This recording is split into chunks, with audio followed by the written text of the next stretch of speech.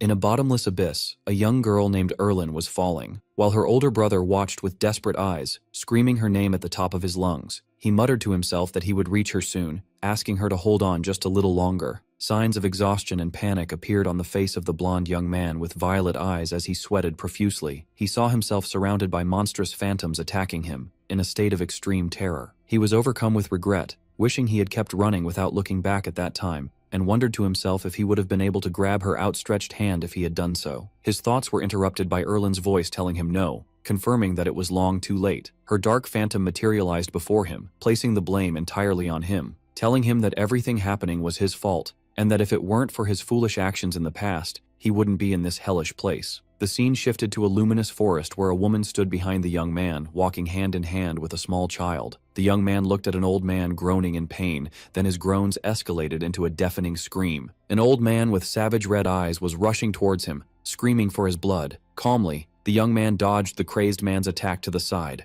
then delivered a swift blow to his neck, causing the man to scream in pain. At that moment, the young man called out to a creature named Medini, and a faint beep sound was heard. A small, owl-like creature emitting light appeared, while the man continued to scream. Before his body fell to the ground with a thud, the young man thought to himself that, as expected, this wasn't the right time either. The young man, known as the Alchemist Eden, began to explain the situation. He explained that the man, a rare mushroom collector, had been attacked by a parasite. This parasite, usually found in wetlands, controls its host through a leech-like tail, causing the host to feel an overwhelming urge to suck blood, which explains his red eyes and the appearance of fangs. Eden reassured the woman that the man would be fine now that the parasite had been detached from his body. The woman thanked him and told him she would give him the promised reward immediately. Eden initially refused the reward, saying it was all right, but mentioned he had just one question. But the woman insisted he take it, explaining that the amount was exactly 10 million, and thus they would owe him nothing. Eden reluctantly took the heavy bag of money, realizing she didn't harbor good feelings for him. He thought that this huge sum on the outskirts of the kingdom of Credio was probably equivalent to a full year's salary. Nevertheless, he resolved that he must do what he had to do. Eden asked the woman if she had heard of similar incidents before, giving an example of a race like vampires. As soon as he mentioned the word vampire,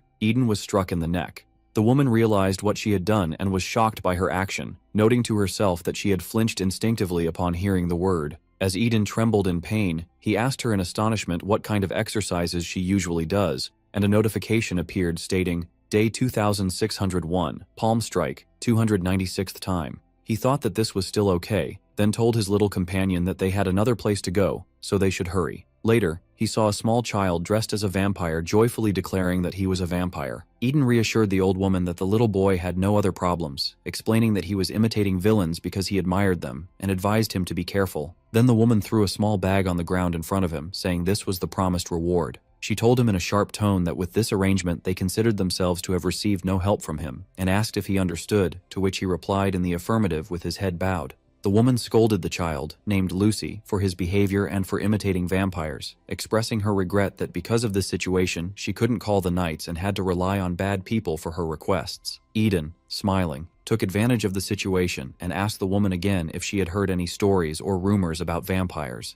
But he suddenly started coughing up blood as he received a violent punch from the woman. A system window appeared before him indicating Day 2602 of Vampire Hunting, Fist Punch, 176th time. The woman's reaction was extremely violent, and she questioned how these traitors dared to mention the name of vampires. She then ordered Lucy to go and shouted that vampires must be exterminated, making Eden wonder to himself why everyone's reactions were so exaggerated. Memories of the bad treatment he received flashed through his mind. Someone had spat on his foot once. Another time villagers threatened him with a shovel, and the knights had chased him just for reporting vampire sightings. Eden felt exhausted and clutched his chest, realizing his body wouldn't hold out much longer if things continued this way. He lamented that everyone's reaction was exaggerated just because he mentioned the name, wishing they had at least listened to him a little. He then turned to his little companion, Medini, assuring her that he didn't intend to eat anyone. Suddenly, another boy with green hair appeared, hugging Medini, and reminded Eden that he had told him before he would follow him to the end. Eden was surprised by his appearance and asked him how he got here again.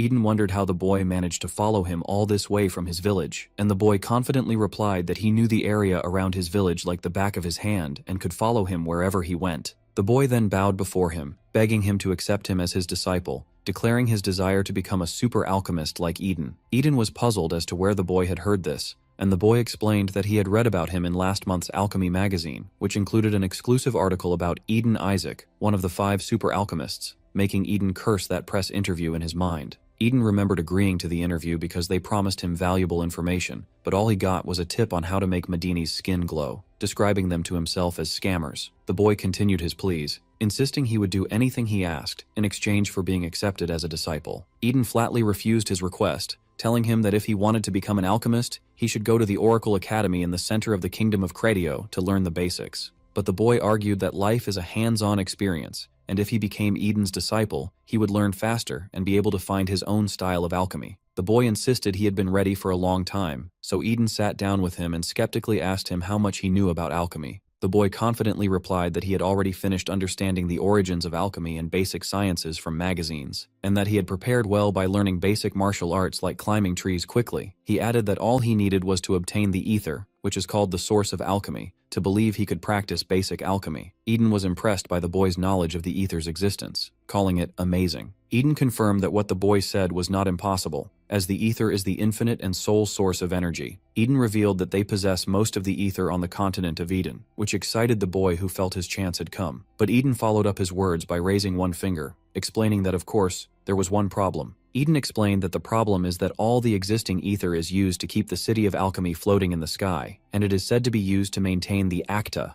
As a result, the amount of ether that alchemists possess is 0. And although they understand the system and laws of the world a little more than others, they are no different from ordinary people. The boy asked in amazement how Eden could use alchemy then, believing it to be impossible. Eden replied that they made a contract. He explained that they make this contract, risking their lives, to generate a force equivalent to the power of ether. It is known that pure life force can produce ether-like energy. Based on this fact, they use their own lives as the price for using their alchemy. For this reason, alchemists' wages are very high, because they literally fight using their souls. Eden added that the average lifespan of an alchemist is half that of a normal human, and that dying at a young age is common among them. They are also sent to remote places for the purpose of knowledge and exploration, and they must regularly fulfill requests. He told him that this is the truth that cannot be learned from books, and asked him again if he still wished to become an alchemist after all this. The boy answered in the affirmative without hesitation, and reminded him that he was the alchemist who saved their village. He recounted how a plague had spread in their village, causing bodies to suddenly wither, and despite their pleas for help, all the neighboring villages turned their backs on them. Even the knights who protect the kingdom refused to send support, claiming the village was too remote. Just when everyone thought it was the end, the alchemist appeared like a savior and solved the problem. The boy admitted that the villagers didn't thank him, but rather threw money at him and ordered him to leave, but he insisted that it was different for him. Eden commented that the fact of their betrayal of humanity would not change, even after a long time. He began to narrate a historical story that the boy might have read about in books. 200 years ago, vampires began the worst event in the history of the continent of Eden, the War of the Races. Within just 1 week, 70% of humans disappeared, like many other races. People began desperately searching for alchemists, but the alchemists refused them, claiming they were still incomplete. They were content to watch the horrific scene from the sky, wishing for a miracle like everyone else. Eden continued that a miracle did indeed happen, as the kingdom found a power called the Blessing of Sisu, and with this power, the knights were able to defeat the vampires. Peace returned to Eden, but the traitorous alchemists are still hated by the people to this day. The boy interrupted him, saying that even his 4-year-old brother knows that story, and that what he wants to talk about is something from the distant past, and now they need reconciliation and interaction. Suddenly, Eden stood up abruptly, which surprised the boy, and told him that he must leave now, expressing that the conversation had been enjoyable after a long time. Then Eden smiled and told the boy he would see him later in the Acta. A few moments later, the boy heard a massive explosion and wondered with concern if Eden had also heard it, noting that something big seemed to have happened. Meanwhile, Eden had already taken off. Realizing the explosion came from a specific direction, he had a strong feeling that this time it might be related to a real vampire, as the information he had about a bipedal creature that kills by sucking blood matched. He hoped his long search would finally pay off, and he prepared for battle, summoning his companion Medini and readying his alchemical pistol. Eden quickly moved towards the source of the sound, but he noticed that the closer he got, the air became strangely colder. He suddenly stopped, shocked by the scene before him, where the ground was covered with the remains of strange, torn-apart monsters. Medini began to emit a repeated warning sound, making Eden wonder if someone else was in the area. Suddenly, a huge snake-like monster attacked him from the ice, but Eden managed to stop the attack, using an alchemical ability to slow time. Eden wondered how a blood snake could be in this place. as this creature is supposed to live only in the Nivma desert. Despite not understanding the situation, he decided he couldn't miss the opportunity to get such a valuable sample. Considering himself lucky for this discovery, he aimed his pistol and fired at the creature, but was surprised to find another person still alive. Eden realized it would be a headache to deal with this situation before a large group of blood snakes attacked him from all directions. He used an alchemical ability to slow time and unleashed the skill on all the snakes around him. The blood snakes froze in place, unable to move. Eden noted that since there were many enemies this time, he could move more freely, but it was already too late. He used the phantom shot alchemical technique and fired into the air, eliminating all the snakes at once. He concluded that the rumors he had been hearing were because of these creatures. After the battle ended, he checked on the condition of the other person who was injured and asked with concern if he was still alive. As he was preparing to give him medicine, the man interrupted him to say there was no need, because he was going to die soon anyway. Eden continued his conversation with the mysterious man, who turned out to be another alchemist wearing a frozen white coat and suffering from severe injuries. Eden recognized the tool the other alchemist was holding in his hand, wondering if it was the seal of life. The dying man told him he would know if he opened it. Indeed, when Eden opened the seal, he confirmed that it belonged to an alchemist who came before him, and that he had surpassed the hour of death. The seal of life is an essential tool for alchemists, created to prevent the reckless use of alchemy, as the time recorded on it freezes when alchemy is used. When the allowed limit is exceeded, the seal enters a state of surpassing the hour of death, which represents the critical time between life and death. Looking at the seal, Eden deduced that the alchemist before him had faced a large number of blood snakes, and that he was a mid-level alchemist like himself, belonging to the Frost Alchemy group, Nix Elo. The dying alchemist spoke with difficulty, calling Eden by his full name, Eden Isaac, confirming that he was the alchemist of time. The man expressed his astonishment at seeing Eden's alchemy for himself, describing the ability to stop an opponent's time as a power that transcends the essence of nature. He explained that he now understood why they were called super alchemists. He recounted how the place was a complete war zone, and how the blood snakes had chased him so unexpectedly that he couldn't check his seal of life in time, leading him to overuse his alchemy. The man sighed regretfully, saying his goal was to die of old age, the dream of every alchemist, but now he was dying for the most common reason among them. He confessed that the feeling overwhelming him was emptiness more than sadness, considering the use of life as a raw material their cursed fate. Eden asked him if he had any last wishes. The man replied that he had no specific wish, as he was always prepared for this fate, but he felt curious, telling Eden that he was a special being among them, and that a different end awaited him, before taking his last breath. After the man's death, Eden noticed a strange blue butterfly hovering around him, and suddenly felt a strong grip on his hand. He heard the voice of the deceased alchemist, Elo, echoing in his mind, telling him to listen carefully. The voice told him of a forest untouched by a single ray of light on the outskirts near the western gate of the kingdom of Cretio, and that deep within that forest, a missing vampire is said to be sleeping. Eden shouted in surprise, wondering why he was being told this so suddenly, and about the immense power he was feeling. Elo's voice warned him to be careful, for inside there was a monster that had transcended death. After the voice and the blue butterflies faded, Eden cried out for Medini. He quickly picked her up and decided he must chase the blue butterfly, believing that the recent event must be connected to it. He took to the air, searching for it, wondering where it was. After hours of fruitless searching, he sat down exhausted, wondering where it could be. As Eden lay on the ground exhausted, Medini told him she had sent a death signal to Acta, so Mr. Elo's matter would be fine, but Eden denied this, insisting he wouldn't report anything until this mission was over. He believed the owner of that blue butterfly surely knew the vampire's location, and although he didn't know how that person knew he was searching for vampires, he decided to trust the information. He looked at a picture of himself with a young girl inside his seal of life, realizing that the work he had been searching for 7 years might finally be accomplished. Elsewhere, strange green butterflies hovered around a lady in a black dress. A man was in the area, crying for help, vowing he would tell no one what happened here or the truth about vampires,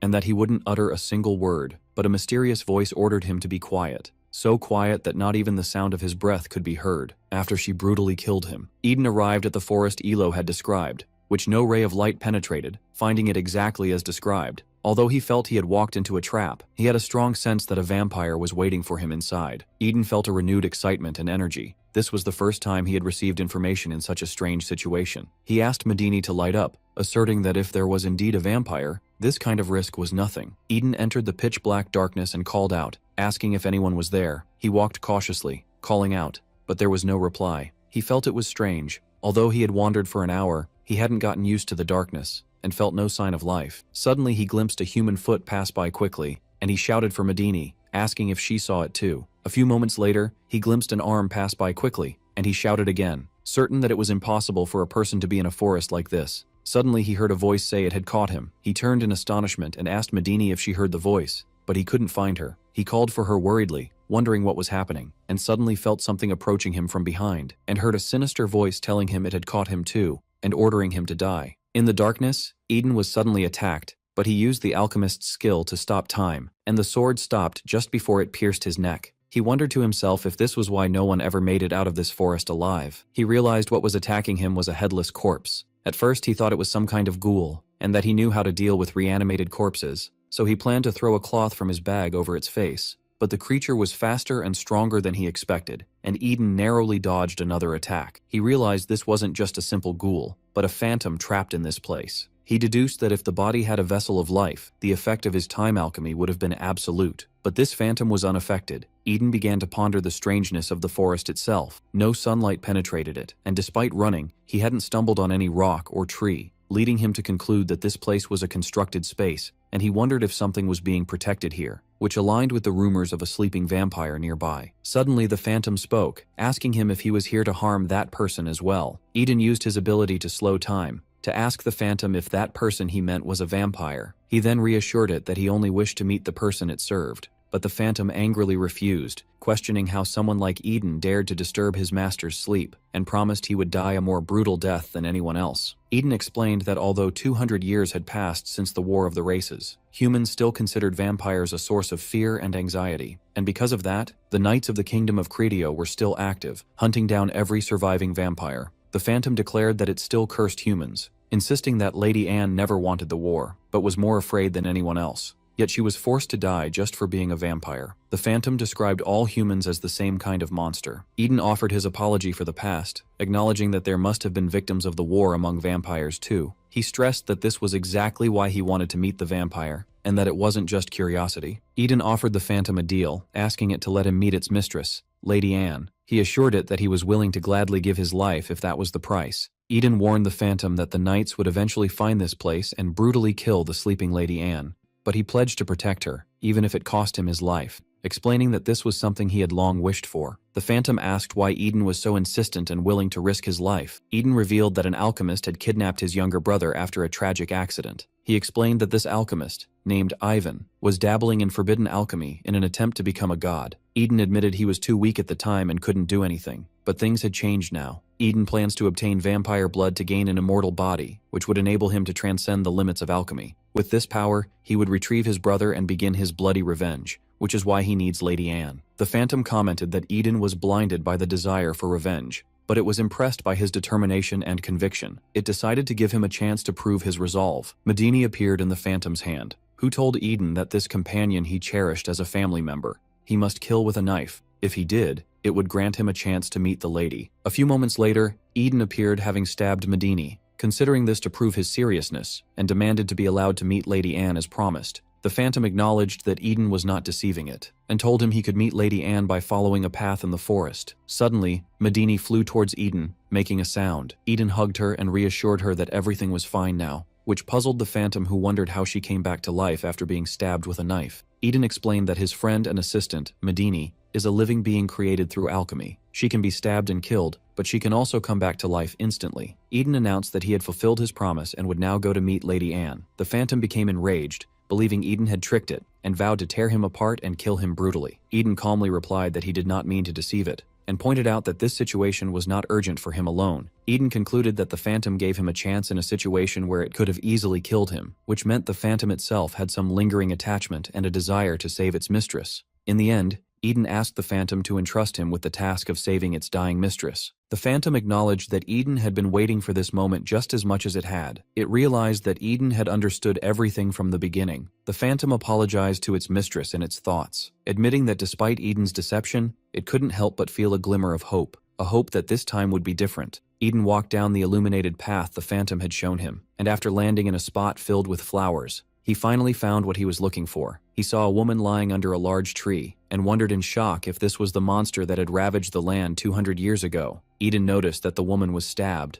with a spear embedded in her chest, and realized this spear was imbued with the power of Sisu, which was the reason she, even as a vampire, couldn't recover. Eden suddenly felt weak and fell to his knees, apologizing to Medini for letting himself lose focus. He told her he couldn't feel his body, but he was happy they had finally found her, as this would bring him closer to Erlen. Eden remembered a distant past when he and his sister were planning a surprise birthday party for a girl named Mary. His sister, Erlen, had figured out his plan because his facial expressions were so obvious, and told him he would definitely be found out this way. She forced him to smile artificially, telling him that way he wouldn't be discovered. Back in the present, Eden smiled artificially, and asked Medini cheerfully if he looked completely comfortable now. Eden looked at the sleeping Lady Anne's face and wondered if this was really a face from 200 years ago, as it was completely different from the image he had imagined. She seemed to him like a completely ordinary person. Eden decided he would know the truth when he woke her, and pulled the embedded spear from her chest. He took out a box containing 2 shiny red pills,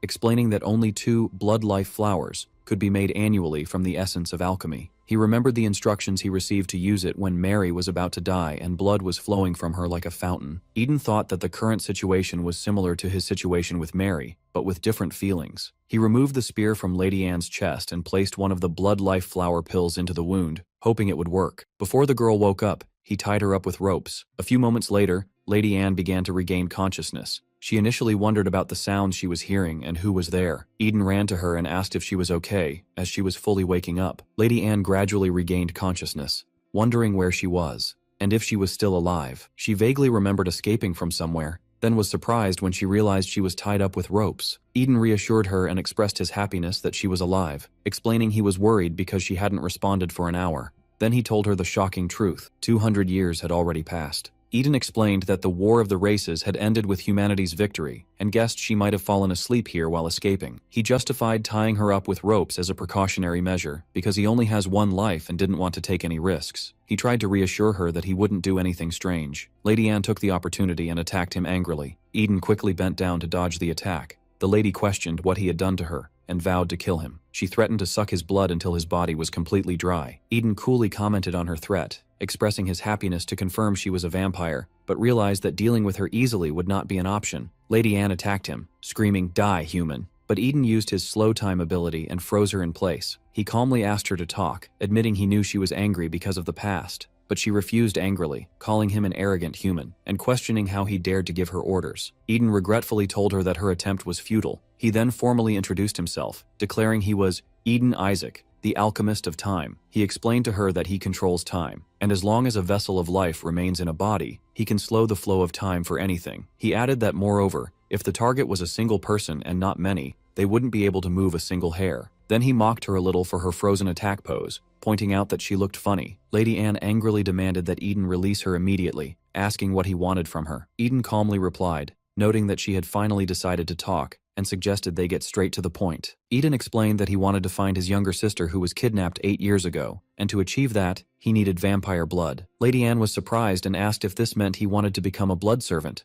Eden confirmed it, explaining that although alchemy is a great power that allowed humans to surpass their limits, it has a physical limitation in the erosion of its user's life. But he had heard that a blood servant could obtain vampire blood and gain an immortal body. Eden stated his need to become stronger than he is now, and that this power was the most necessary and urgent for him. Eden offered Lady Anne a deal. He reminded her that although the War of the Races ended with humanity's victory 200 years ago, the Knights were still determined to kill the surviving vampires. Eden pledged to protect her, and in return, he would get her blood and become the blood servant he wanted. Considering these terms good for both parties, Lady Anne thought about the situation, realizing she had woken up to find the war was lost and 200 years had passed, which she considered the worst possible scenario. When she tried to move, Eden reminded her it was futile, and that time is absolute. Lady Anne agreed to his request, asking him to release her quickly. Eden released her immediately, but she fell to the ground, and Eden worriedly asked if she was okay. But after she was freed, Lady Anne commented that Eden's alchemy was interesting, but that didn't change the fact that he was just a weak human. She wondered how he dared to propose a deal to her, explaining that the position of blood servant is reserved for the strongest warrior, not a trivial position that someone like him could obtain to save his sister. She added that since he wasn't going to kill her,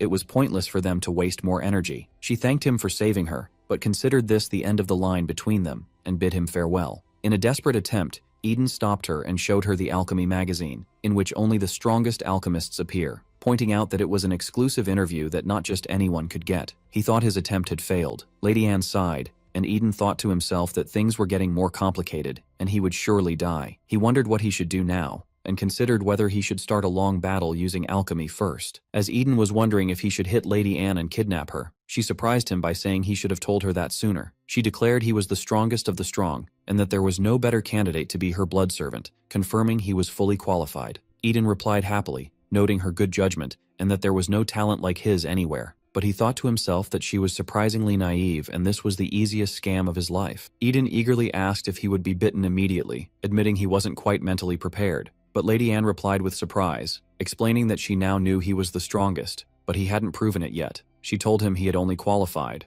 and if he proved he was the strongest from now on, she would officially allow him to become her blood servant. The lady asked Eden if he had foolishly thought he would become one of them immediately. It was then that Eden realized he had been deceived. Despite his shock, Eden composed himself and accepted the challenge.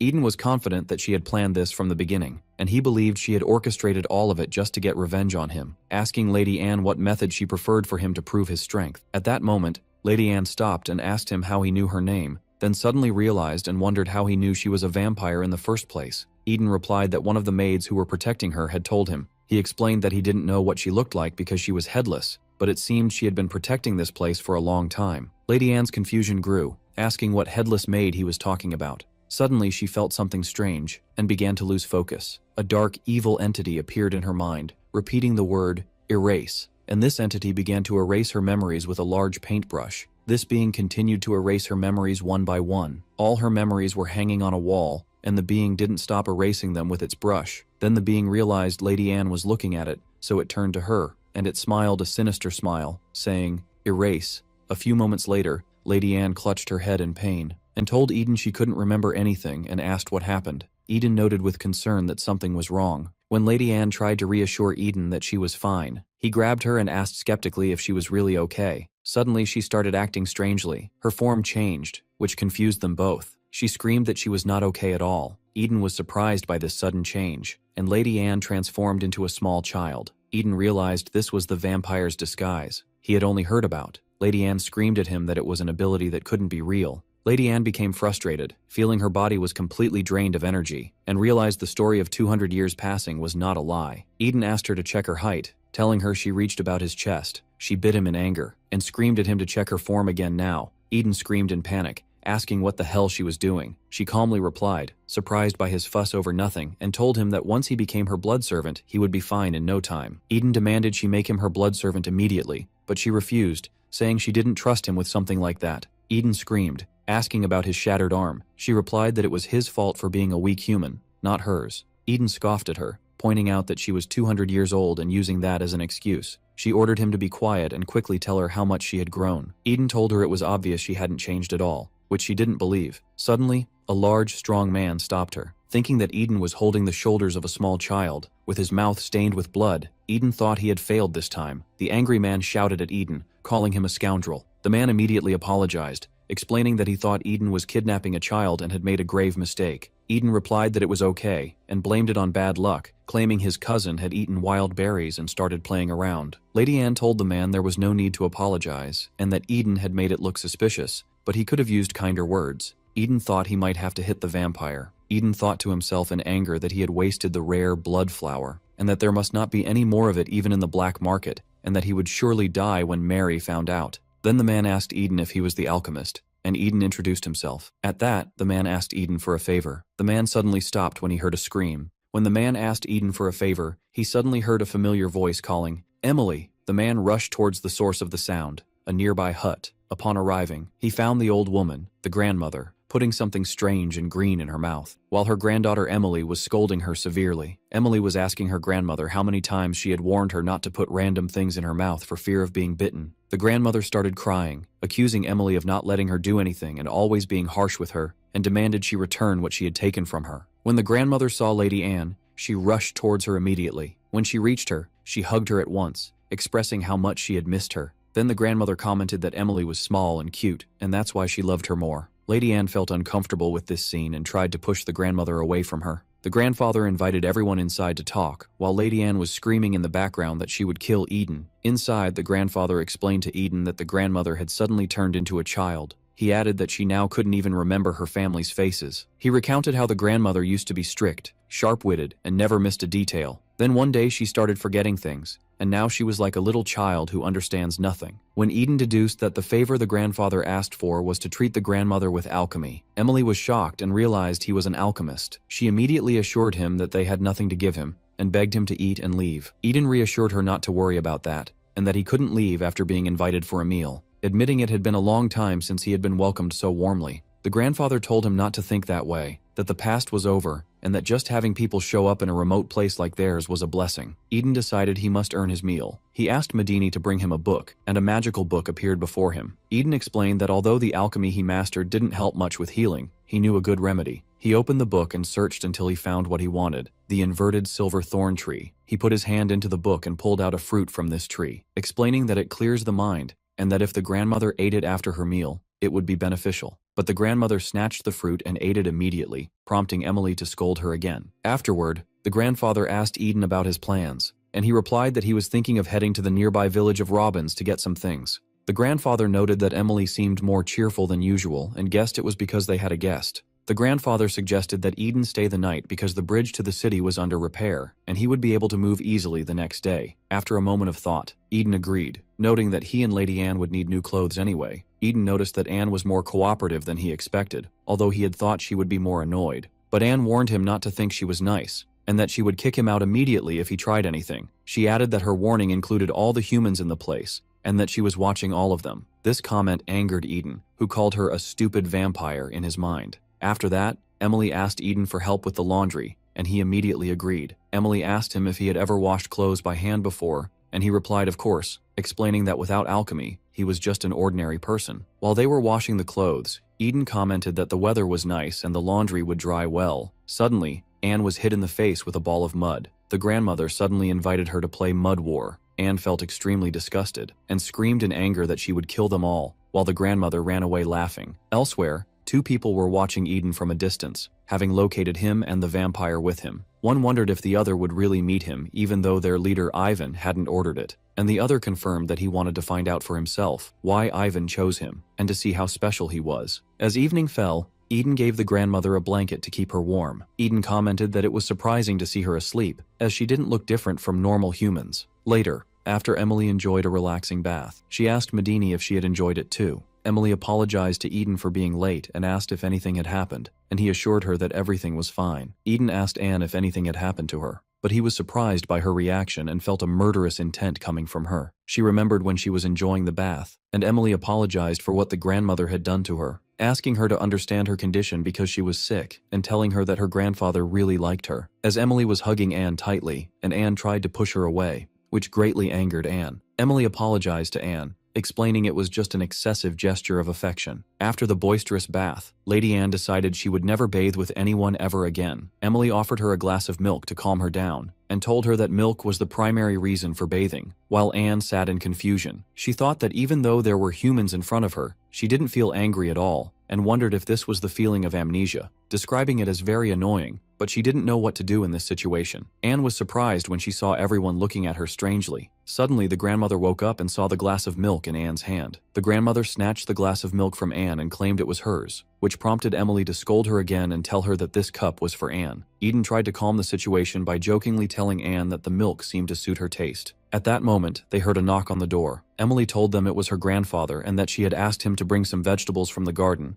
Then she went to open the door, but Eden asked if he could open it instead. He welcomed him as he opened the door, but Eden suddenly felt a dangerous sensation. A strange person appeared behind the door and released mysterious soap bubbles. He heard the grandfather's warning from outside not to enter the bubble, but Eden touched it. The girl outside ordered the bubble to burst, resulting in a massive explosion that destroyed part of the house. Amidst the chaos, Anne and Emily wondered what had happened. The grandfather appeared lying on the ground outside, covered in blood, while the strange girl stood outside, wondering where Eden Isaac was. Eden was hovering in the sky where he confronted the girl with white hair and violet eyes. This person attacked Eden with energy shots. The shots hit the enemy's back. Eden let go of Medini, who was the reason he was flying, and then fell to the ground. He used the triple point shot, ending the confrontation by aiming his pistol at his opponent.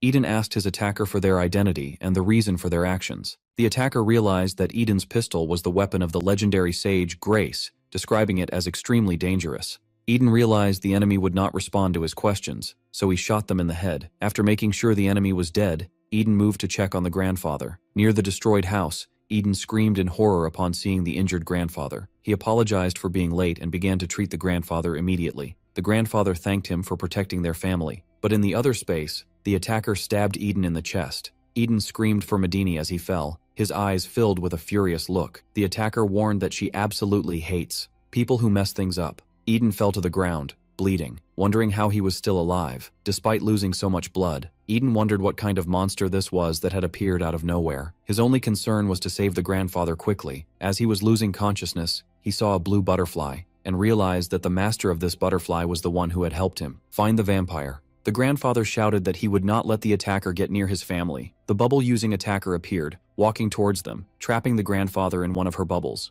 The mysterious girl approached them and announced the dream release. Her words led to a massive explosion of the bubble that held the grandfather, and the girl appeared calmly amidst it. Emily was screaming in terror as she saw her grandfather die. Emily then fell to the ground. Anne noticed that Emily was acting strangely and slapped her to bring her to her senses. At that moment, the white-haired girl appeared behind Anne and commented that Eden was still weak and nothing special, and that she had wasted her time. The girl commented that Eden Isaac was completely useless. Anne got angry and questioned who she thought she was to do this to her. The girl used the dream release skill, forming a bubble around Anne's head. At that moment, the grandmother intervened and shouted at the girl, asking how she could hurt a child. Anne was freed from the aggressor's grip. The grandmother stood bravely in front of Anne, believing she was her granddaughter, vowing to hunt the attacker to the ends of hell if she touched a single hair on her head. This situation surprised Anne, who wondered what had happened to the grandmother and how she had suddenly regained her senses. The attacker calmly removed the pot from her head. Eden took the opportunity and inflicted fatal wounds on I. Eden confirmed that he had finally found the owner of the blue butterfly, and that he had many questions for him. The attacker scoffed at Eden, considering what he did to be pointless, but Eden calmly told her that it would become clear soon, explaining that the bullet was coated with blood snake venom, and that a terrible pain that would make him wish for death would soon begin. The girl admitted that the venom was annoyingly painful. Eden was shocked when he saw that the venom hadn't weakened her as he thought. The girl expressed her intense anger at Eden for interrupting her a second time. Meanwhile, she had placed the entire house in a huge bubble, and then performed the dream release, causing a massive purple explosion. Nothing remained in the place where the house had stood except for Eden. The mysterious girl appeared and asked her companion to show himself now that it was over. She asked her companion why he didn't come out and face the situation, and he replied that he preferred to watch from the back. Next to the girl, a shadow rose from the ground. A man appeared before them and commented that the plan had failed as expected, and that those who call themselves super alchemists are no different from ordinary alchemists. Eden woke up, severely injured, to find the attackers standing before him. He desperately asked them for their identities and why they had done all this. When Eden saw his attackers, he wondered if they were the Red Hollow he had only heard rumors about. The attackers introduced themselves as being from Lord Ivan's family. The first introduced himself as the seventh, Blade, nicknamed the Black Dog, and introduced the girl as the second, Claire, nicknamed the Reverse Dream. Blade coolly welcomed Eden Isaac. When Eden realized they were from Ivan's family, he rushed towards them desperately, asking where Erlin and Ivan were. Blade replied that he knew Eden was in a hurry, but they were in a hurry too. He told him they had resorted to these methods because of his slow growth and ordered him to regain consciousness. Then they decided to leave, considering Eden useless, and that they would find another way, leaving him behind as they had no need for failures. Eden refused to let them leave, but he was in a state of shock. Anne slapped him hard to wake him up, and angrily asked him what was wrong. When he looked around and asked where Ivan's family was, Anne told him they had disappeared long ago. Medini hugged him, and Eden apologized for worrying her and thanked her, saying he felt better now. Eden asked Anne how she survived, and she replied that it was thanks to Medini, who is 100 times more useful than him, and that Medini had put them in its mouth and got out of the bubble before it exploded. Anne explained that the problem now was the grandfather, who had sacrificed himself to save them. He had intended to die with them inside the bubble, but his sacrifice ultimately became meaningless.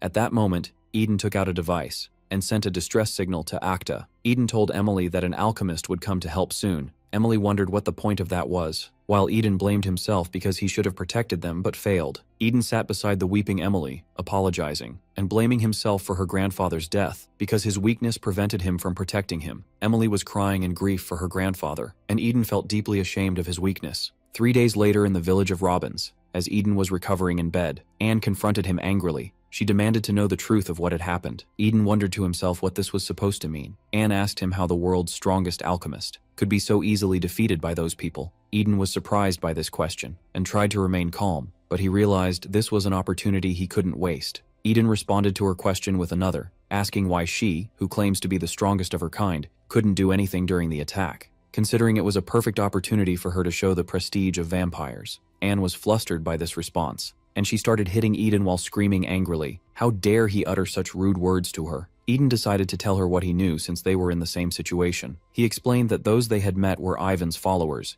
and they present themselves as his family. He added that although there were rumors about him gathering forces, this was the first time they had actually appeared, which meant something was definitely about to begin. Anne wondered what kind of person Ivan was to have such individuals following him. Eden replied that Ivan is an exceptional alchemist, one of the 4 sages called the greatest alchemists in Acta, and like him, he is also a primeval alchemist. Eden explained that primeval alchemists are people who possess the original abilities of alchemy, which are 5 blessings: memory, creation, time, destruction, space, granted to humans by the primeval god, Sisu. He added that primeval alchemists are those who preserve these blessings from fading away. He revealed that the alchemy Ivan possesses is creation, which is known as the most dangerous type of alchemy, as it grants the ability to create life and not just inanimate objects, and that Ivan is trying to break this taboo. Eden asserted that the arrogance of challenging divine authority must be stopped before it is complete, and that this was another reason for his pursuit of Ivan. Anne summarized the situation sarcastically, pointing out that he was a primeval alchemist just like him, but so weak that even Ivan's followers didn't know what to do with him. Eden exploded in anger, wondering why his words always turned out to have this meaning. Anne ignored him and firmly declared that her blood servant never loses, and that she would not tolerate him bowing his head again.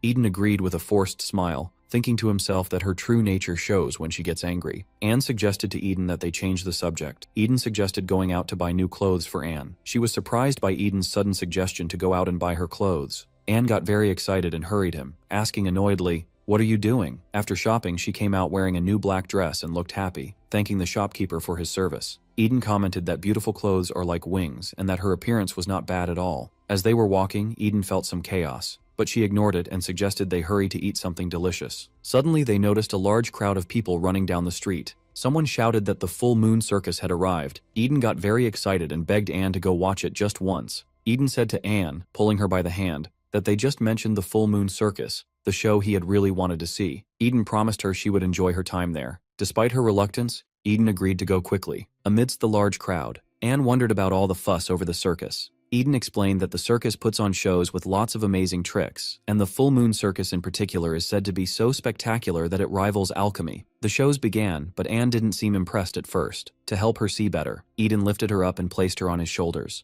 The ringmaster welcomed the audience. He was dressed as a clown and hovered in the sky. The audience wondered how he was flying, ruling out the possibility of him being an alchemist. The clown announced his first act, Paper Waves, and began to wave his wand. The clown threw colorful paper scraps into the air, announcing the Paper Bear, then revealed his upcoming show, where the Full Moon Circus would perform in Orly Square at 8 o'clock in the evening. He waved his cloak to suddenly reveal the circus mascots, Joyby and Goma, and enthusiastically invited the audience to come in large numbers to watch an exceptional show in the evening. After the promotional show ended, Eden asked Anne for her opinion, reminding her that she had said she wouldn't find it enjoyable. Anne showed some interest but quickly hid it, and claimed these things were only for children. Eden was surprised by her refusal to watch the night show. Anne reminded him that their goal was not to watch the circus, but to restore her memory as quickly as possible. Eden seemed surprised by her mention of memory, but Anne quickly changed the subject, reasoning that the conversation was over, and asked him about the delicious food he had mentioned earlier. Meanwhile, the clown noticed Anne at the back of the crowd. The clown called to her from a distance, but she didn't hear his voice.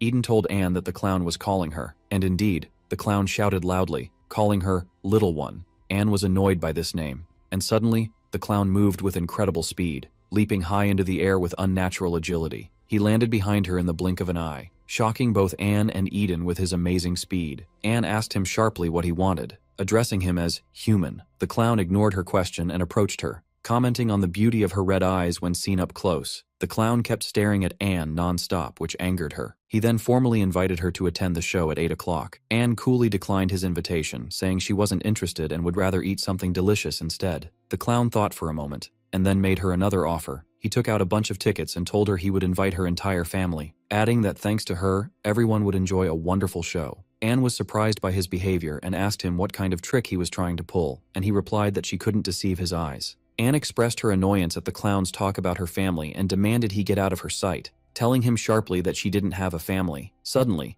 a mysterious and disturbing vision overcame her. She found herself in a dark space where her memories were hung like pictures on a wall, which shocked her, while a small, evil entity was erasing those pictures with its brush. Amidst this chaos, a specific memory shone through, a picture of a woman resembling her hugging a luminous teddy bear doll. Suddenly the doll came out of the picture, materializing before Anne in the vision, and the doll rushed towards Anne until it hugged her, its image reflected in her eyes. Anne whispered a name, Isabel. Eden noticed her sudden change and wondered in confusion what was happening to her. Although he didn't see anything strange with his own eyes, her behavior had become worrisome. Suddenly Anne grabbed Eden's hand and told him urgently that they had to go somewhere immediately. As she pulled him behind her, Eden asked where they were going, and she replied that they were going home. Anne explained to Eden that a memory had suddenly returned to her, but she realized at the same time that something was deliberately erasing her memories. She wondered with concern why this was happening, and what was being hidden from her. Meanwhile, the clown, whose name was Lloyd, was sad that he couldn't convince Anne. He was talking with his circus colleague, expressing his regret for missing the chance to meet a special audience member. When his colleague asked if he meant the Alchemist,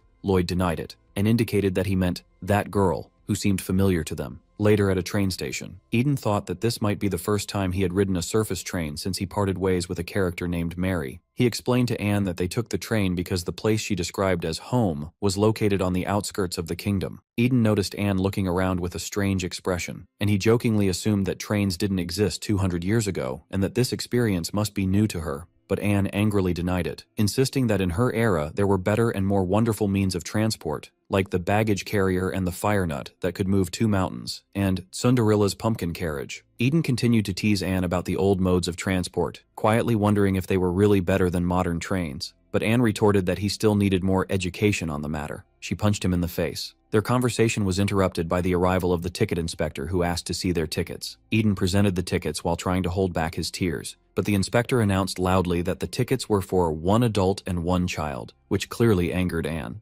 After sitting down, Eden seriously asked Anne if they were really going to her old palace just for her blood servant. Anne confirmed it, which surprised Eden, who thought he was her only blood servant. Anne explained that a blood servant is an essential element for any noble vampire. She revealed that she had one other blood servant, an exceptional warrior named Isabel, and described her as the strongest of all. Anne warned Eden that he should be nervous about meeting her, as she outranked him and he might not even be able to look her in the face. Eden interrupted her, pointing out that the Wilhelmburg palace they were heading to had burned down 200 years ago, and the site was now under the management of the kingdom's knights, making it impossible for Isabel to still be alive. Anne vehemently rejected his words, insisting with firm belief that Isabel was alive. She placed her hand on her chest, explaining that as her mistress, she could feel that Isabel was still waiting for her, and warned him to stop this nonsense. At that moment, sunlight entered the train, and the sunlight bothered Anne. Eden noticed this and asked her how she wasn't affected by sunlight, as he knew that vampires were weak against it. Anne replied with a sarcastic smile, explaining that this trivial matter only applies to pathetic, pure-blood vampires.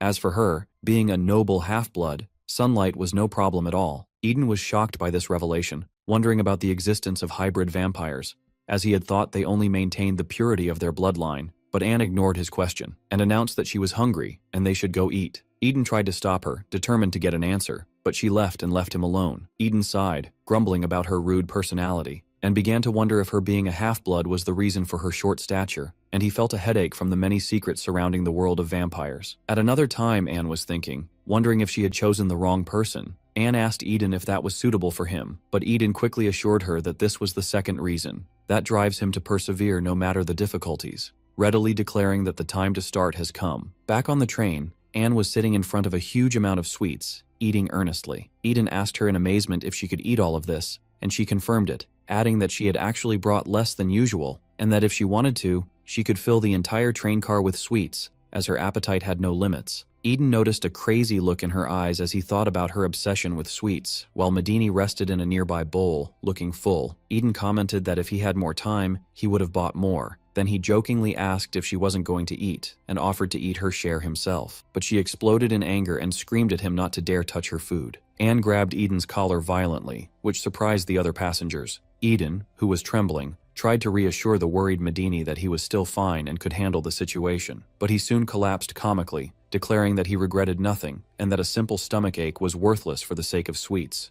Anne looked at him with disdain and asked Medini if this idiot always acted like this. Later, after they arrived, they were walking in a forest. Eden complained that they had been walking for 2 hours without seeing anything and asked how much farther they had to go. Anne simply replied that she didn't know the way either. This angered him greatly, and he wondered how she didn't know the way to her own home. Eden continued to grumble that they had come all this way for her sake, and Eden muttered that she should have told him that beforehand. Suddenly Anne hit him hard and screamed at him, accusing him of defying his mistress. Eden cried out in pain, but Anne suddenly stopped, realizing his fragile physical state, and Eden cried out to Medini for help. In an instant they arrived at their destination, with Anne and Medini looking completely exhausted. It seemed Medini had carried her at great speed. Anne found herself in front of the ruins of a burnt building. Suddenly 2 knights appeared and asked for their identities. The knights warned them that this was land belonging to the kingdom of Credio and that they should turn back unless they had permission. Anne indicated that the slowpoke would arrive soon. At that moment, Eden appeared, explaining that he had taken care of something in the nearby forest with Medini's help. Anne was angry at his appearance and screamed at him to get away from her, and that she had ordered him to stay 50 paces behind her. Eden advanced towards the knights, who drew their swords and declared they were there under the authority of the Special Investigation Team.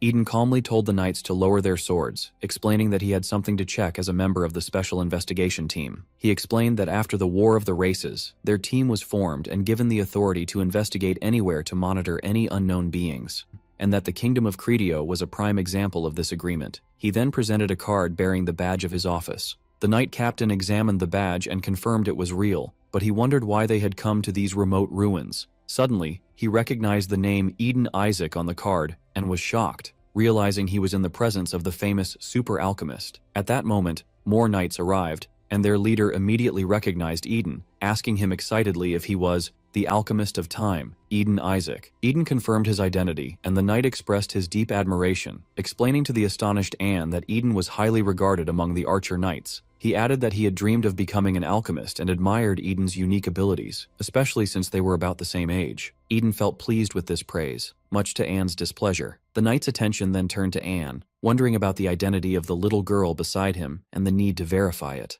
Eden told the knight that Anne was his cousin. In a flash of memory, Anne remembered how Eden had previously warned her to pretend to be his cousin and avoid any suspicious behavior, because if her identity as a vampire was discovered in front of the knights, it would mean the end for both of them. But Anne had stubbornly refused his request, declaring she would do as she pleased. Back in the present, Eden hesitantly told the knight that her story was complicated but she was under his care. The knight accepted his answer and gave them permission to inspect the ruins. Suddenly, Anne ran towards the ruins shouting, "This way!" Eden apologized to the knights with a nervous laugh, claiming his cousin was a bit energetic, then hurried after her, muttering that he had warned her not to move on her own. Eden found her standing bewildered in front of a solid stone wall. Eden commented that there was no obvious entrance, but Anne insisted angrily that she was sure there was a secret entrance leading underground right in this spot, and she wondered who had sealed it. Eden deduced from her confidence that the entrance might be hidden, and decided to use a gift he had received from someone named Charlotte. He took out a vial and poured a liquid from it that formed into a blue, slimy creature. Eden addressed the creature as Baby Sticky and asked it to remove anything hidden on the wall. The creature extended its arms and revealed a magical seal hiding the entrance. Eden realized that someone had deliberately hidden the entrance using hidden magic. As soon as the slimy creature revealed the secret entrance, a dark passage opened up. Anne immediately rushed inside eagerly. Eden tried to stop her, shouting that they should go in together, while Anne announced that she was about to arrive, but she had already disappeared into the darkness. Eden ordered Medini to go ahead and follow her. Down below, Medini led Anne through the dark corridor until she reached a frozen room. In the middle of the room, on a bed, sat a teddy bear doll wearing a pink hood. Anne approached the doll and apologized for being late, asking if she had made it wait long, then called it by the name Isabel. Eden arrived at that moment and was utterly shocked, wondering in disbelief if this teddy bear was really the blood servant Anne had talked about. Anne ignored him and ran to hug the doll with immense joy. Afterward, Anne pricked her finger and dripped her blood onto the doll, asking sarcastically what the problem was, while Eden was about to express the absurdity of a teddy bear being a blood servant. Before he could finish his sentence, a powerful energy burst threw him backward. The doll began to transform and grow, taking the form of a young girl with white hair and bare ears. The girl was crying, wondering if what she was seeing was a dream. Anne reassured her with a smile, confirming that it was real and that she had kept her promise to come back for her. Apologizing again for being late, Isabel screamed with joy, "Lady Anne!" and hugged her tightly, expressing how much she had missed her and that she had been eagerly waiting for this day. She described how the place she had slept in was dark and scary, and that she had been alone all these long years in that pitch-black darkness. Anne patted her on the head and reassured her that she wouldn't have to worry anymore, and that they would never be separated again. Eden watched the scene in silence, shocked by the transformation of the doll into a person. He began to analyze the situation, concluding that a blood contract could even affect inanimate objects, and that this, in addition to the fact that Anne was a half-blood, was a huge amount of new information for him. Suddenly, Isabel noticed his presence, and her expression changed instantly. Her arm transformed into a sharp blade, and she stood between Anne and Eden, pointing the blade at his neck and asking who he was. She warned him that he would not touch her, Lady Anne, and that he should leave immediately if he wanted to live. Anne intervened at once, ordering Isabel to stop. She explained that Eden was a prospective blood servant she had brought with her, and that he was a competent person who had come voluntarily to serve her. Isabel was surprised by this, realizing that this yellow monkey, as she called him, was her first subordinate. She then introduced herself to Eden in a condescending tone, declaring that she was his senior by many ranks, and that she had much to teach him. As Eden hesitantly introduced himself to Isabel, she immediately began his training, declaring that the first rule is to always answer with the word grrrr. Eden thought to himself that this situation seemed extremely exhausting. Isabel sat next to Anne, expressing her shock and sadness at what had happened during her sleep. 200 years had passed, they had lost the war, and her mistress had reverted to the form of a child. Despite everything, she was happy to see Anne alive, and hugged her lovingly, saying she had never seen her childhood form before and found it cute. Anne took the opportunity to ask Isabel if she remembered anything about her past, like people she knew or things she did. Isabel replied that she didn't know much because she was asleep most of the time, but she remembered that Anne always seemed exhausted in the past. She added that she definitely remembered Molly. Anne was surprised by this name and asked who she was. Isabel was deeply shocked and wondered how she couldn't remember her, explaining that Molly was the only human servant Anne had ever relied on. Anne was stunned by the idea that she had relied on a human. Meanwhile, Eden wondered if this servant was the same headless servant who had protected the forest. Anne decided to tell Isabel the truth, and confessed that she had lost her memories, and that she felt someone had tampered with them, as most of her memories were either blurred or completely missing. She explained that this was the reason for her delay in finding her. Eden angrily interrupted their conversation, asking why she hadn't told him such an important thing earlier, as their cooperative relationship required trust and information sharing. He added that trust is the most important thing in a relationship between two people. Anne retorted sharply, asking why she would tell someone like him such a thing. He replied that if he wasn't trustworthy, then who would she trust? She ordered him to be grateful that he at least knew now. Isabel intervened in the argument, scolding Eden, whom she called the yellow monkey, for not showing proper etiquette, and for daring to talk back to her mistress with such insolence. Then without warning, she delivered a powerful punch to him. The knights outside felt a violent tremor and wondered if it was an earthquake. Eden, who had narrowly survived, thought that if he hadn't dodged the blow, he would have died instantly. Isabel apologized with a laugh, saying she couldn't control her strength because so much time had passed. Anne smiled sinisterly as she enjoyed the scene, and ordered Eden to kneel, saying that this was his natural place. Eden felt defeated, realizing he had forgotten that no one was on his side here, and that he should have thought carefully before coming. Suddenly, the two knights who were outside entered. Anne shouted loudly at Isabel, who replied with a grrrr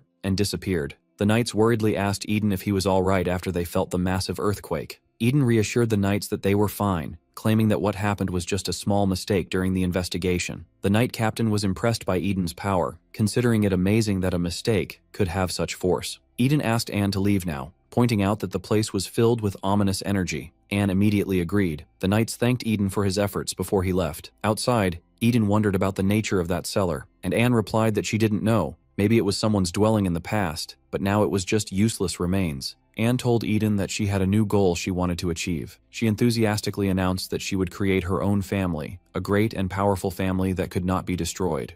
Eden expressed his admiration for her ambitious plan, but he suddenly realized something. Anne mentioned that since Isabel was back, nothing was impossible, which led Eden to wonder where Isabel, who had suddenly disappeared, was. Eden felt worried because Anne had disappeared without reason. Outside the cellar, a knight appeared, impaled by a sword. Isabel appeared, confronting a group of knights. She told them that what she was doing was just carrying out her mistress's orders, and that it was their bad luck to be guarding this place. She then finished off the last knight, and had eliminated all of them in the blink of an eye. After the battle, Isabel thought happily that she had completed her mission and should hurry back to her mistress Anne, hoping to receive her praise. Back with Eden and Anne calmly told Eden that Isabel would be back soon, and that she had sent her on a simple mission. Eden thought to himself that he tended to worry too much, and wondered what would happen if Isabel got lost. But Anne reassured him that it was impossible. They were connected by blood, and even if she fell into hell, Isabel would be able to find her. She then added that the real problem now was when they would be able to return to that cellar again. After a long journey, Anne and Eden finally reached their destination, and Anne sighed in annoyance. Eden asked her to look outside. They stood before a huge and majestic wall. Eden explained that it was the Wailing Wall, the greatest fortress in human history, which represents the western gate of the kingdom of Credio. He added that it was the only wall that withstood the war of the races. Anne looked at the fortress they could not breach, grumbling about humanity's ability to build such a thing. Eden hurried her along after she had seen enough of the wall. When they entered, the guards greeted Eden with respect, which gave him a sense of pride, so he put his arm around Anne, who was carrying Isabel in the form of a doll and looked very annoyed. They took a carriage to get inside, and Anne complained about having to ride this thing again. Eden explained that the distance to the center of the western gate was very long, and Anne wondered about the size of the lands humans live on. Eden told her that the area of their lands had quadrupled since the War of the Races, which shocked her deeply. Eden explained that humanity's victory in the war, which was like a miracle, unexpectedly led to the creation of a larger and more prosperous kingdom than ever before, and that humanity was now living in its greatest golden age. Eden asked Anne for her opinion on the progress humans had achieved. When they reached the center, the stunning development was evident, and she expressed her deep admiration and wondered what humans had done to reach this level. Anne began to think about her new ambitions. Since she had recovered Isabel, she could now create the strongest family ever, and being the strongest meant becoming the absolute ruler, and thus everything would become hers. Eden noticed her lost in thought, interrupted her, and told her they had to go somewhere first. He warned her that she might not like the place, and asked her not to get angry. They finally arrived at their destination, and Anne was in a bad mood, just as Eden had thought. At the headquarters of the Archer Knights, Anne explained to Eden that the reason didn't matter. Even if she had lost her memory, she never thought she would one day come to the headquarters of the Order's Knights. Anne looked at the building bitterly, but she thought that since Isabel was with her, there was nothing to fear. Then she realized this was a perfect opportunity. This headquarters was the center of the most important information flow in the kingdom, and if she could merge her power with their information, achieving her goal of building the strongest family would become instantaneous. Eden told her she would be even more surprised when she found out who they were going to meet. Then he knocked on a door, announcing their arrival to meet the deputy commander of the Archer Knights and the person who claims to be the CEO of Supernatural Beauty. After Eden announced their arrival, a pink-haired woman who had been sleeping at her desk woke up, thinking the commander had arrived, but she claimed she wasn't sleeping but was in a state of meditation. The woman realized the visitor was Eden and wondered where he had been all this time. Suddenly she noticed Anne's presence and described her as a cute little girl. Her office was in a state of complete chaos. The woman invited Eden and Anne to sit, but there was no place for them to sit due to the mess that filled the room. Eden sighed, wondering how it got worse every time he visited her. The woman defended her mess, saying everything was organized in its own way. The woman introduced herself as Deputy Commander Militang Brett, and commented that Anne, Eden's cousin, seemed to be about the same age as Erlin. The mention of this name piqued the curiosity of Anne, who was eating. Militang was surprised that Anne didn't know Erlin. Militang asked Eden about it, and he evasively replied that Anne was a distant relative, so he saw no need to mention it, especially since the news about Erlin wasn't good. Militang commented that he should have at least told her, especially since he had spent his whole life looking for his sister, and that it was a miracle he was still alive given his poor health. Eden changed the subject, explaining that he came for another reason, and asked about the rumors of the Red Hollow appearing. He also heard rumors about many alchemists being in the area. At that moment, a man wearing sunglasses entered, wondering if the voice he heard was Isaac's. Militang welcomed him, and the man revealed his identity, Deputy Commander Hughes Anthony. Hughes welcomed Eden, noting it was the first time they had met face to face. Eden jokingly asked if he could see with his glasses, and Hughes replied no, saying he was just adding some tension to the situation. He then guessed that Eden had come because of that matter. Suddenly, Hughes felt a very dangerous aura emanating from Anne. He realized something impossible was happening, and decided to himself that he must kill this threat immediately. Hughes launched a swift and deadly attack towards Anne, but in the blink of an eye, Eden and Militang appeared, blocked the attack, and saved Anne. Militang wondered angrily what Hughes was doing, attacking a child. Hughes Anthony looked at Anne, asking sarcastically if she was just a child. Eden stood in front of Anne to protect her, then warned Hughes that he would overlook it this time, demanding he put away his sword immediately and provide an explanation for what happened. He added that if he drew his sword on his esteemed guest again without reason, he would pull the trigger without hesitation. Militang intervened angrily, and ordered Hughes to apologize immediately. She pushed his head forcefully towards the ground. Hughes apologized profusely, admitting he had committed a mortal sin. He assured her he would do anything to appease her anger, and asked if she was hurt, vowing to pay her back 100-fold. Anne looked at him with disdain, calling him a foolish human scoundrel, and told him he was lucky she possessed great mercy. Both Eden and Militang watched the scene in stunned silence. Eden felt relieved to see someone other than himself being tormented by Anne. Militang scolded Hughes, wondering how he could feel a dangerous aura from such a cute little girl. Hughes admitted he had made a mistake by drawing his sword without realizing she was a child, and offered his apology again, but he whispered to Militang that he was not mistaken in sensing the danger. Eden thought about the situation. He knew that Hughes, despite being unable to see, possessed an abnormally sharp detection ability. He concluded that Hughes had not sensed the danger from Anne, who had lost most of her power, but rather the dangerous aura emanating from Isabel, who was in the form of a doll. But he realized that Hughes wouldn't be sure of the source of the danger, because it was impossible to imagine that a teddy bear could possess such immense power. Eden decided they should leave as soon as possible. He returned to the main topic and asked about the big explosion that occurred a week ago. Militang explained that the Archer Knights were certain that the Red Hollow was responsible and that they had requested help. She added that the attack was deliberate and very obvious, as if the perpetrators wanted to draw attention. Militang recounted witness testimonies who saw a strange person wearing a long black cloak just before the explosion. Clumps of black fur came out from under his cloak, and then the building exploded. She confirmed that the terrorist's distinguishing feature, according to multiple testimonies, was a star-shaped petal on the back of his hand. Eden confirmed that this was the mark of the Red Hollow. Militang agreed, saying they had immediately requested help from Arcta, but nothing had happened so far, which she found very strange. Hughes asked Eden a question, inquiring if the rumors he had heard before about the Red Hollow being an organization affiliated with Ivan were still valid. Eden denied this belief, explaining that he had thought so at first, but the current circumstances indicated they were acting completely independently. After a moment of silent thought from Hughes, the latter announced that he had finished his work and would be leaving, bidding Eden farewell. Militang suddenly stood up, objecting to him leaving this way, and commented that Hughes always says what he wants, and then simply leaves. Then Eden told her they had to leave as well. Militang was surprised by his words, pointing out that they had met after a long time and should at least have lunch together. Eden apologized, justifying it by saying his cousin Anne was very shy around strangers. After everyone had left, Militang was left alone wondering why she was by herself. Outside, Eden thanked Anne for enduring the previous situation, thanks to which they were able to get some results. Anne told him she was hungry, so he suggested they hurry to eat some delicious food. But Anne interrupted him by asking about the Red Hollow organization that everyone was making a fuss about. Eden replied that he would explain it to her as they walked, clarifying that it concerned them as alchemists. Meanwhile, Militang was in her office trying to convince herself that she wasn't sad or lonely, that everyone was busy with their work, and that it didn't bother her at all. Her thoughts were interrupted by the ringing of the phone, and she answered as Deputy Commander Militang of the Archer Knights. After listening to the caller, she calmly told him she was coming immediately. Isabel returned and was very impressed by the beauty of the city.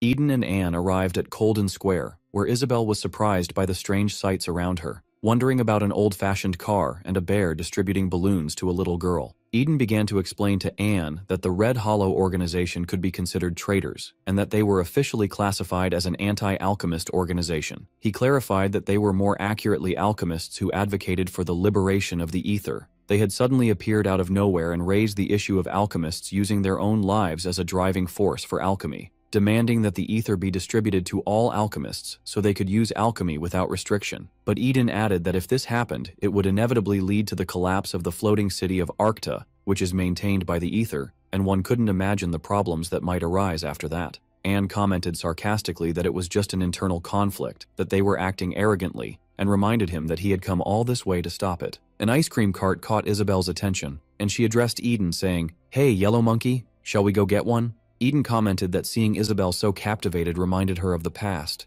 but as Anne was about to eat the ice cream, someone bumped into her, causing it to fall to the ground. The young man who bumped into her apologized, but he suddenly recognized Eden. The young man called Eden by his name, and Eden recognized him too, as it was Owen Arbin, the salamander alchemist. Owen expressed his happiness at meeting him and told him he had been looking for him. Owen mentioned he had just arrived and concluded that as long as Eden was here, Charlotte must be with him too. At that moment, Isabel looked at the spilled ice cream on the ground, then told Anne in a sharp tone that that scoundrel must die and asked her to give the order. When Eden saw Owen talking about Charlotte, he remembered for a moment that she had a scary crush on him. Suddenly, Charlotte appeared beside him, wondering about the identity of the lady standing next to him, and Eden noticed that Charlotte had just caused Isabel to drop the first ice cream she had ever had in her life. Suddenly, an idea struck Eden, and he took out a small vial from which he released a blue, slimy creature called Baby Sticky. Charlotte screamed with joy at the sight of Baby Sticky, welcomed it warmly, and asked if it had been well all this time. Eden told Charlotte that he had received some help this time, and that the day he would need her help had indeed come, just as she had predicted. Charlotte replied that she had told him so,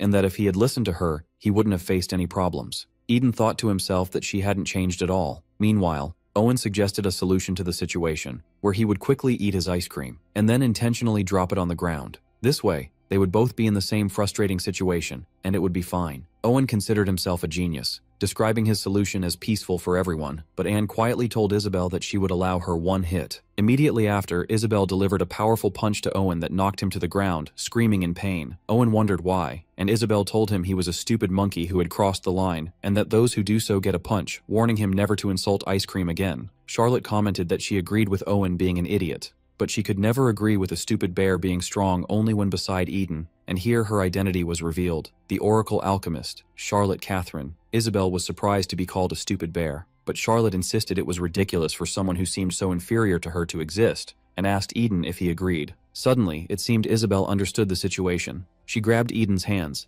declaring that she had no intention of handing over her precious subordinate to a rude vixen. Charlotte was shocked by her words, wondering what yellow monkey and precious subordinate she was talking about. Charlotte grabbed Eden's head, demanding an explanation for the ridiculous lie she had just heard, but Eden told her the story was a bit complicated. Anne sighed and decided to ignore Charlotte, suggesting to Eden that they go eat. Anne commented sarcastically on how stupid the people around Eden were, and Isabel agreed, then invited Eden to go with them, calling him Yellow Monkey. Eden suggested they all go and he would explain on the way. He asked Charlotte if she had eaten lunch, and she said no, confirming she had a lot to say and that he had to tell her everything honestly. In the background, Owen lay on the ground, begging them to take him with them. Later in a restaurant, Charlotte complained to Eden that it wasn't fair for him to play such childish games while she didn't, but Eden told her not to be jealous of a mere childish game. At that moment, Isabel, who was hugging Eden, wondered about the strange conversations they were having while she was in the bathroom. Charlotte shouted at Isabel that she should be grateful for Eden's kindness, but Isabel retorted not to be ridiculous, as she was the one with generosity. Then she declared, as her highest-ranking senior, that she completely opposed her. The argument between Charlotte and Isabel escalated into a fistfight, as Charlotte questioned Isabel's identity for speaking in such a manner, while Isabel insisted that she was the senior. Eden shouted for them to stop and sought help from Owen. Anne asked Eden if this scene seemed harmonious to him, and when he agreed, Anne called him a stupid monkey. Later, Eden asked Owen if he had spent a week in this place. Owen confirmed this, explaining that he came because of information linking the recent explosion to the Red Hollow organization. Charlotte added that she joined the special investigation team because Eden always acts first in such cases. She had thought that Eden might come as well. Then she began to complain that Eden often takes on matters outside of official requests, only appears for work related to this incident, and disappears completely unless he is needed. Owen sighed, saying that if it weren't for the sage Grace, Eden would have been fired from his job by now, which made Eden feel like he had taken a devastating blow. After that, Owen suggested a friendly duel with Eden, expressing his confidence in winning this time. Eden flatly refused his request, explaining that they had other things to do after eating. Meanwhile, the fight between Charlotte and Isabel continued, and Eden thought that if he stayed with them any longer, no one knew what might happen. As Eden and his group were about to leave, Owen asked them where they were going and if they could come along, but Anne coldly refused his request. Eden tried to tempt Owen by suggesting dessert. Owen brightened up at the idea, but Isabel shouted that he couldn't come, and Anne confirmed the refusal again. This sparked an argument between Anne and Isabel, with Anne saying that bears should be content with eating meat, to which Isabel retorted that one must eat a balanced diet to grow taller, and then sarcastically asked Anne if she was jealous just because she was prettier than her. Owen exploded in anger, wondering why everyone liked a worthless person like Eden, and if there was something wrong with their eyes. Eden got angry and asked Owen why he was bringing that up again, reminding him that he had taken care of the matter in the forest. Isabel grabbed Eden by the neck, reminding the yellow monkey not to talk back to his mistress Anne. Charlotte intervened and grabbed Isabel, shouting at the savage and asking how she dared to threaten Eden. Anne got angry and ordered the human Charlotte not to touch Isabel. Charlotte got into a fight with Anne and Isabel. Owen saw what was happening and commented to himself that it looked interesting, wondering if he should intervene. The situation devolved into a violent and chaotic group brawl. Elsewhere, two people were watching the city from a high place while drinking coffee. One commented that he never imagined he would be drinking coffee in a place like this, describing the view as stunning. The other expressed his jealousy, wishing he could enjoy this view every time. The first one noticed that the main character had arrived and asked if they should start now. The other replied no, considering it was still too early, and that fireworks are most beautiful when launched at night. He then announced that on that night, a fantastical fireworks show would begin. Back at the restaurant, the entire group was kicked out, with the owner shouting at them never to return. Isabel promised him that she would remember what he did. Afterward, they all walked in awkward silence. Owen sighed, saying he couldn't do anything in this atmosphere, and all he wanted was for the day to pass peacefully. Eden grabbed Owen's face and told him not to say that. Charlotte announced that, to improve her mood, she would start a shopping storm, which surprised Anne. Everyone embarked on a massive shopping spree as Owen tried to stop them, shouting that they had already spent 6 out of 7 days shopping, and that any more of it could be considered a crime. Isabel interrupted him with her innocent question, asking if shopping was something to eat, which angered Charlotte, who told her to stop joking because she was in a very bad mood. Anne explained to the stunned Charlotte that Isabel wasn't lying and that she had never tried shopping before in her life, something Charlotte found impossible. At first, Charlotte thought Isabel was using a cheap trick to look pitiful, but she soon realized she was wrong, as it was impossible for the innocent expression on Isabel's face to be a lie. At that point, Charlotte decided to take it upon herself to guide Anne and Isabel, telling them to follow her to show them how much of life they had missed. Owen noticed their number had grown to 3, and Eden realized it too. The conclusion was for Owen to issue an order to summon the knights. Charlotte began their educational tour at a perfume shop, explaining to them that perfume is a fashion accessory that gives the body a pleasant scent. She taught them the common way to apply perfume by gently rubbing the wrists together after spraying, then dabbing a little behind the ears. The girls seemed very happy trying the different perfumes, with Isabel expressing her desire to try other scents, while Anne wondered if she should try a global brand, and Charlotte chose her favorite perfume. Meanwhile, Owen and Eden sat in a state of complete exhaustion, with Owen sadly wondering if they would spend another hour in this store, the 4th one they had entered, feeling that they still had a long way to go. They then moved on to a clothing store, where Isabel expressed her admiration for a dress she saw, but Anne commented that its design was beautiful, but it lacked a bold color to make it stand out. Charlotte agreed, confirming that strong colors suited Isabel. Owen's exhaustion reached its peak, and he screamed, wondering when this torment would end, realizing that with 3 people interested in shopping, it would take 3 times as long. As the sun set, Charlotte gave Isabel a gift, saying it would suit her, and asked for her opinion. The gift was a red cloak with a hood, which Isabel loved very much, commenting that it looked like the teddy bear doll they had seen earlier. Afterward, Isabel began to eagerly look for something that might suit Anne. While the girls were enjoying themselves, Eden and Owen walked silently behind them, loaded with shopping bags. Suddenly, Eden asked Owen why he hadn't inquired about Anne and Isabel, as he thought he would be curious to know their story. Owen replied that he hadn't heard anything about them but assumed Eden had a reason for not talking about it, and that the same applied to Charlotte. Owen added that Eden doesn't do anything without a reason, and even if he felt something was strange, he trusted him completely, and knew he would tell him everything in due time. Their conversation was interrupted by the girls' voices suggesting they go for a parfait. Eden's excitement noticeably increased at the prospect of going, especially after remembering that the special parfait dish would be waiting for him. Later, a mysterious man spoke in a calm voice, noting that it was time to get back to work. The long shopping day finally ended, and everyone felt they had grown closer to each other. Charlotte asked the girls if they now understood the joy of shopping, and they answered with great enthusiasm, expressing their desire to repeat the experience and visit the stores they hadn't been able to explore. That night, Anne addressed Charlotte, expressing her opinion that she was the true ultimate alchemist, unlike that man who was all talk, referring to Eden, who was annoyed by this comment. Eden objected to her words, explaining that if the promises were kept, he too could become the ultimate alchemist, only to be met by a mysterious voice sarcastically asking if he was the one who would become the ultimate alchemist. Suddenly, a mysterious person appeared in front of Eden and touched him on the chest, causing Eden to lose his breath. The stranger grabbed the small creature on Eden's head, saying that a stray dog would laugh at his claim. Then the stranger told Eden not to get full of himself, and that he would take his partner for a while before leaping away.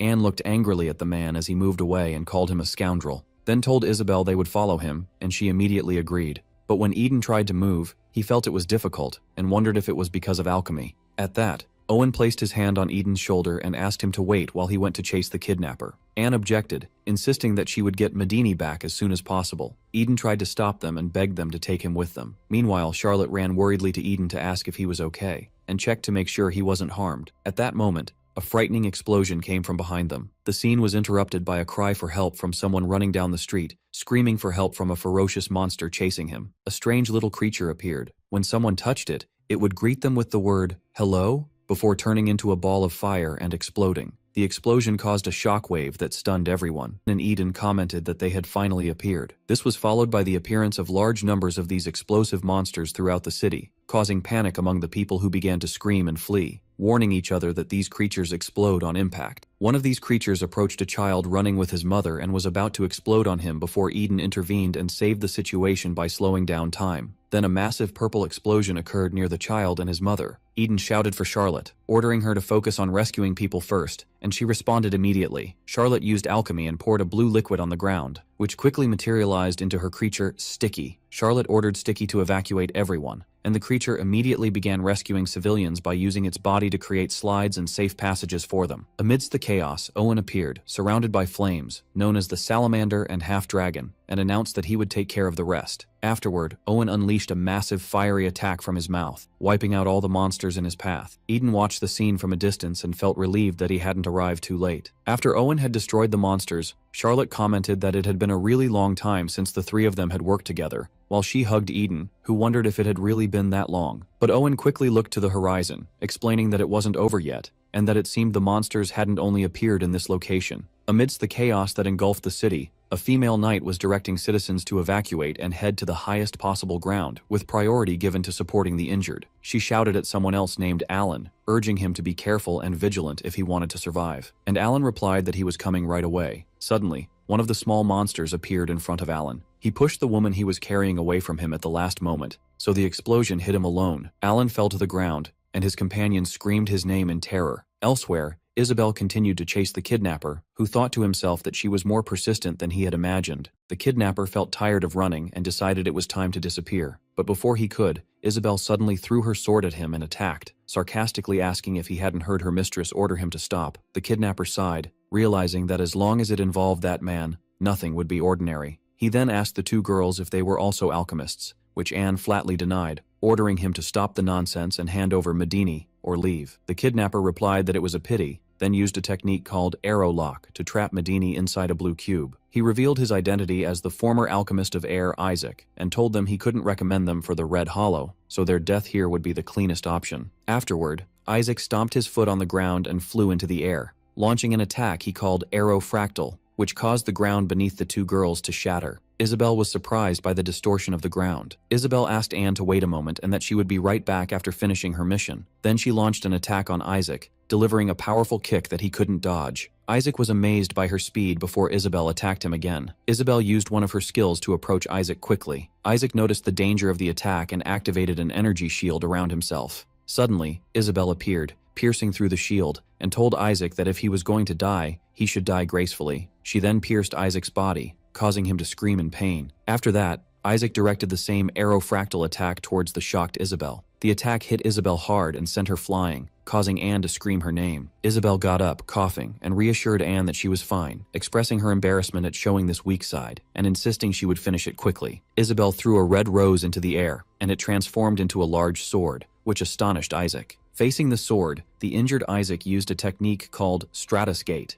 to create a powerful barrier of compressed air around himself. He smiled confidently, thinking that even if Isabel was a monster, just touching this high-pressure barrier would cause her entire body to explode. After feeling he had bought some time, he began to consider his next move, wondering whether to prolong the fight, end it quickly, or simply choose the best option, which was to escape. But while he was busy thinking, Isabel's pink sword easily pierced his barrier, leaving him in a state of shock as he wondered about the nature of this weapon. Isabel approached him angrily, asking him how he could act so relaxed in front of her. Before Isabel could continue her attack, Isaac used the same arrow fractal technique on her sword, causing her to let go of it. Isabel did not give up. She used her physical strength to shatter the energy shield that surrounded him, which resulted in the destruction of Isabel's body. Isabel looked at Isaac and called him filthy scum, wondering how he dared to threaten Lady Anne. Isaac was surprised when Isabel managed to shatter the shield so easily. Isabel immediately launched a violent and rapid assault of punches and kicks on Isaac, who realized that things could go very wrong in this situation. Isabel's brutal attack continued, ending with a powerful kick that knocked Isaac to the ground as she vowed to make him regret it even in hell. Suddenly, Isaac began to scream and beg for mercy, saying he wanted to live, but he quickly revealed his trick with a cunning smile and sarcastically asked Isabel if she really thought he would say that.